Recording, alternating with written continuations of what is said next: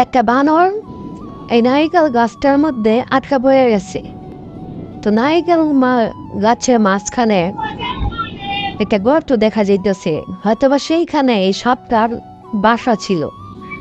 তো কোন এক কারণে বানরটা হয়তো এই গর্তের মধ্যে ঢুকে গেছে ভুলবশত, বা কিছু খাবার টাবার খুঁজতে হয়তো বা ঢুকে গেছে। তো পরে আর এখান থেকে বের হইতে পারতেছে না। তো সাপটা ভাবতেছে তার ক্ষতি করতে হয়তো বা বানরটা ভিতরে ঢুকছে। এখন বানরটা তো বের হইতে পারতেছে না, আর সাপটাও নিচে নামে না, হয়তো বা আইখা পড়ে গেছে। তো সাপটা বানরটাকে আঘাত করতেছে, আর বানরটাও সাপটাকে আঘাত করতেছে, কামড়ে ধরতেছে, টানাটানি করতেছে।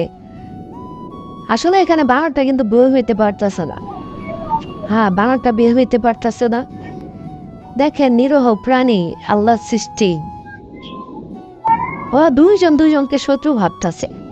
হ্যাঁ।